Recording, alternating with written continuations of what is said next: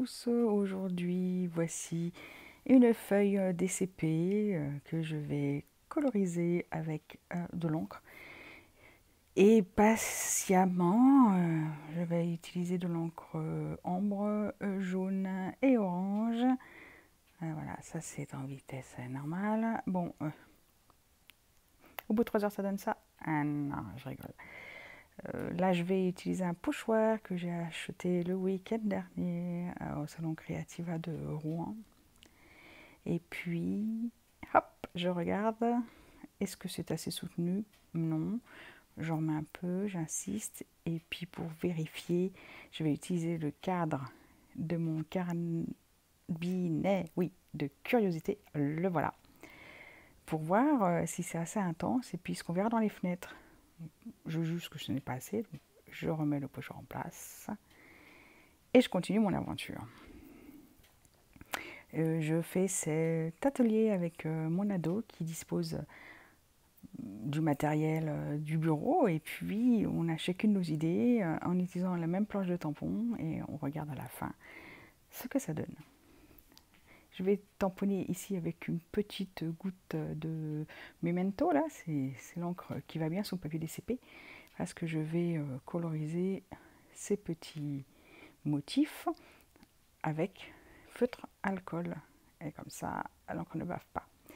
Alors là, j'ai utilisé l'encre marron pour les yeux et les bouches, mais à la fin, toute fin, je vais vouloir rajouter des paillettes avec un stylo pinceau et ça va me faire des traces blanches. On verra très peu les yeux et la bouche. Et donc je vais repasser les visages de mes petits fantômes avec de la Versafine noire. Le travail de colorisation est assez simple. C'est ce qu'il fallait pour aujourd'hui. Et puis, bien évidemment, je me suis mal débrouillée pour tamponner le balai une première fois. J'ai pas le motif en entier, puis je m'en aperçois même pas en fait. Première intention, je le colorie. Je m'aperçois de mon erreur, bah j'ai l'autre à colorier. Voilà. Ça fait partie du processus créatif. Des fois, on est le nez dans le guidon, comme on dit, et on voit pas trop ce qui se passe. Je vais accentuer les ombrages avec du crayon de couleur, mais c'est pas obligatoire, hein, on peut utiliser que du feutre à alcool. Là c'est un crayon luminance qui va bien sur le papier lisse style Bristol. Je vais disposer tous mes motifs et puis je vais regarder ce que ça donne. Hein, j'utilise une pince à épiler parce que c'est pas facile. On manque un petit peu de motricité au niveau des doigts. De les utiliser, donc la pince ça va bien en fait. Et puis là je vais coller, vous allez me dire oh non mais pourquoi nous montre le collage?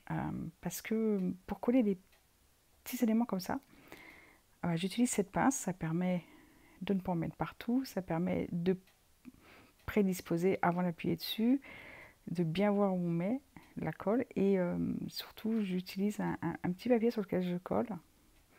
Et je prends mon petit fantôme et puis je vais poser mon petit fantôme sur le papier pré-encollé et après je vais le mettre dessus, ça évite que ça déborde de partout.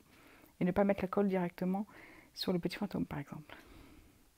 Je vous montrerai ça plus en détail dans une prochaine vidéo. Donc ça c'est la production de mon ado. Et après vient la mienne. On a partagé un bon moment de créativité comme ça, pour le fun, pour s'amuser. J'ai rajouté quelques calques derrière sur certaines cases de mon cabinet de curiosité pour remettre de l'or, parce que l'or et les paillettes, c'est bon dans la vie. Allez, à ciao!